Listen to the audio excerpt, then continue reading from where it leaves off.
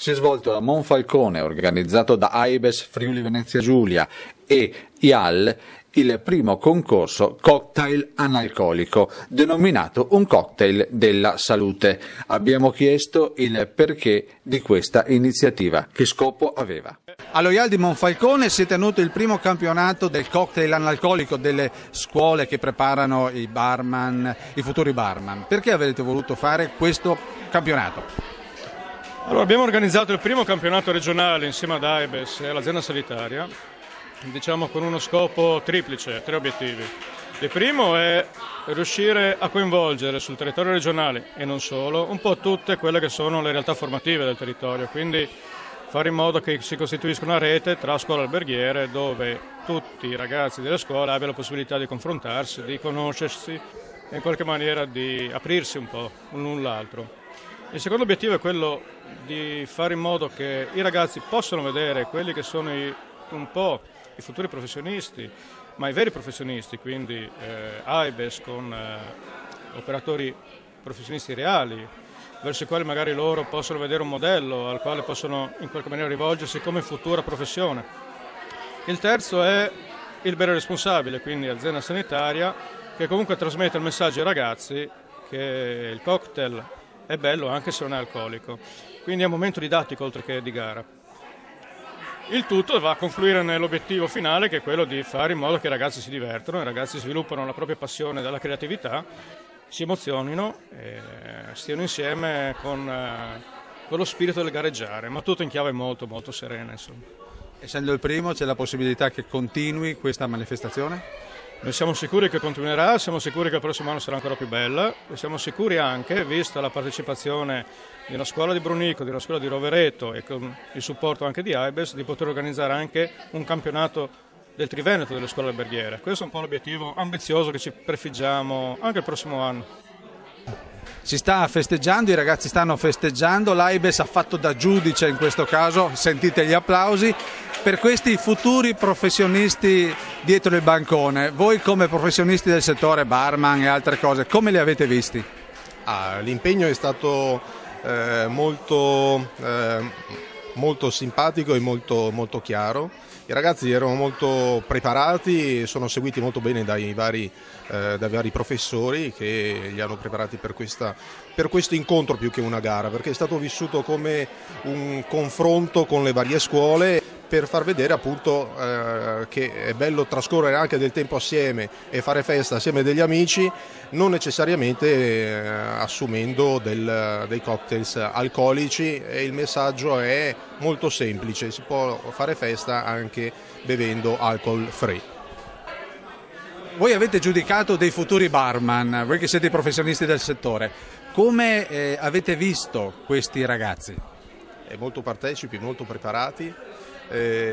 Saranno i futuri professionisti che contribuiranno a portare avanti la mission appunto dell'alcol free o comunque low alcol.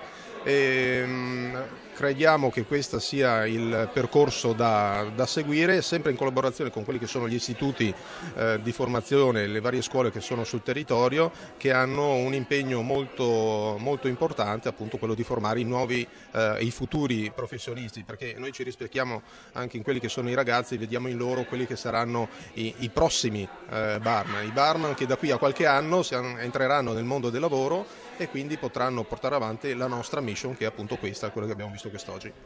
Possibilità di servire dei cocktail analcolici c'è già adesso. Come risponde la gente in questo caso quando voi li servite? È una cosa molto simpatica, perché si è abituati a associare un cocktail a un qualcosa di alcolico che possa più o meno inebriare per passare meglio la serata. Invece non è proprio così. Il fatto di proporre dei drinks che sono vagamente alcolici, potremmo dirli, se non anche alcol free, trova delle situazioni anche di novità che poi si fidelizzano, anche perché dobbiamo considerare che c'è anche la reale possibilità di avere qualche problema con la patente, perché poi diciamo sfortunatamente noi ci confrontiamo che nel nostro territorio non c'è ancora molta partecipazione in quello che è l'idea di chi beve non guida. E questo è un cambiamento di mentalità che un po' alla volta vorremmo far credere e più partecipe anche un po' tutti. Maître, queste speranze del pianeta dei barman, come si sono comportate? E intanto, quanti sono arrivati? So che avete fatto anche, per quanto riguarda la vostra scuola, una selezione. Sì, i nostri ragazzi sono stati selezionati fra 2 classi, circa una cinquantina di ragazzi. Abbiamo portato 4 ragazzi, è stato fatto una specie di mini concorso interno e su questo mini concorso sono stati selezionati appunto 4 ragazzi che hanno inventato cocktail loro, fra l'altro. I cocktail sono stati loro creazioni. Assieme poi le abbiamo aggiustate tutto quanto. Teniamo conto che questi sono cocktail analcolici. Per quanto riguarda allora un insegnante, se vogliamo dirlo, dei ragazzi, è difficile preparare oppure insegnare a questi ragazzi preparare cose a base non alcolica? Allora, diciamo che è più difficile preparare cocktail alcolici, perché bisogna stare molto attenti, si cade il rischio di cadere nel banale, bisogna studiare bene le ricette, i succhi e gli sciroppi che servono a dare anima e corpo al cocktail. E questo serve appunto a far capire ai ragazzi che si può bere in maniera consapevole senza lo sballo dell'alcol. In questa maniera come si fa? Invogliando i ragazzi con i colori e i sapori, cercando di fare cose colorate, possibilmente tropicali, visto che adesso andiamo verso l'estate, e quindi affascinare i ragazzi con i colori e i profumi. Per quel che riguarda, diciamo, questi ragazzi, come si sono comportati? Lei ha detto che si sono inventati le cose proprie, quelle che hanno portato qua oggi.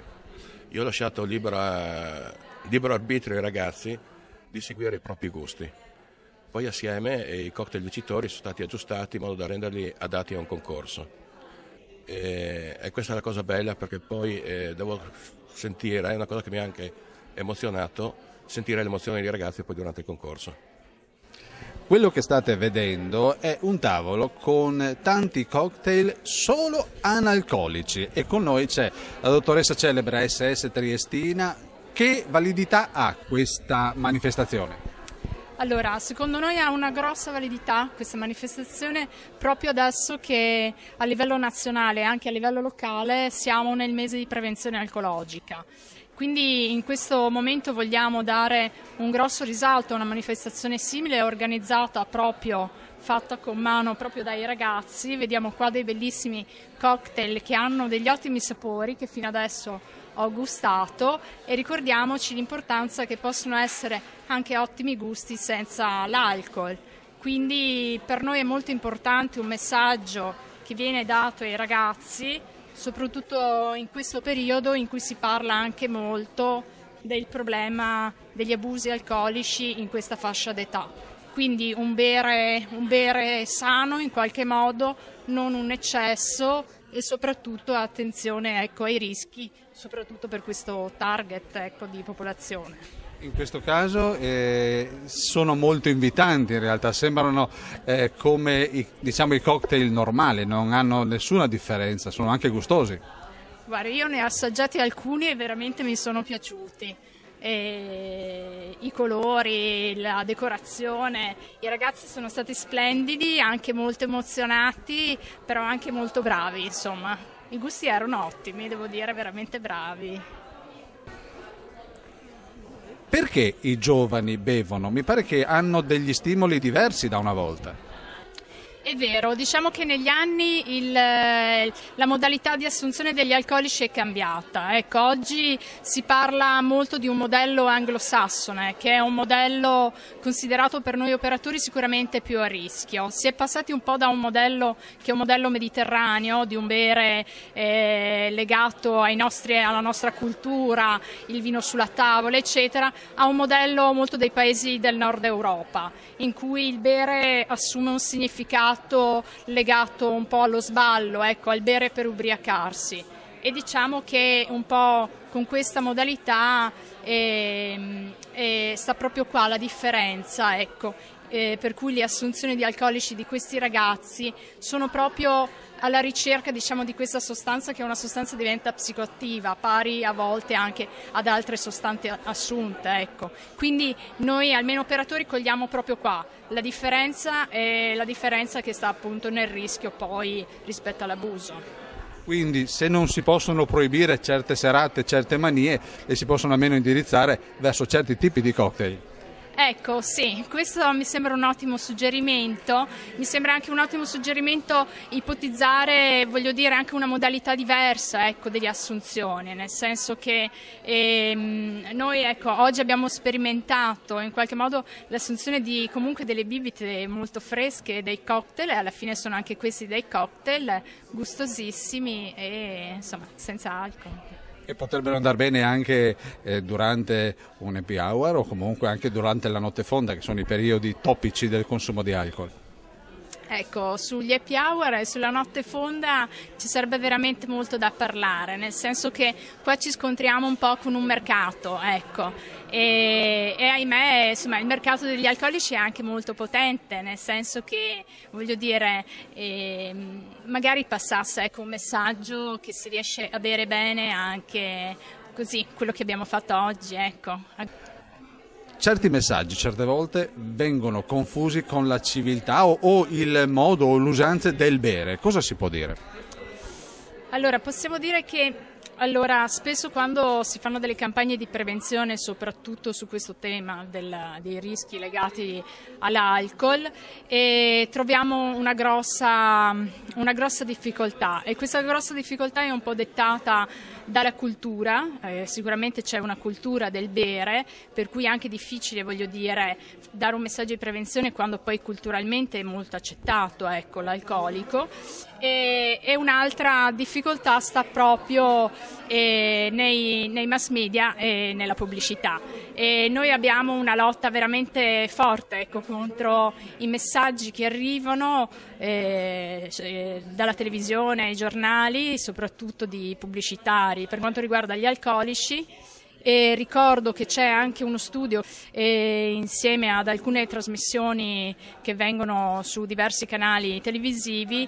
Risulta che circa ogni 13 minuti avviene una scena in cui viene consumato un alcolico, e queste sono scene che non sono pubblicità, però sono scene che comunque a volte possono comunque colpire lo spettatore e in qualche modo lanciare un messaggio di consumo, ecco.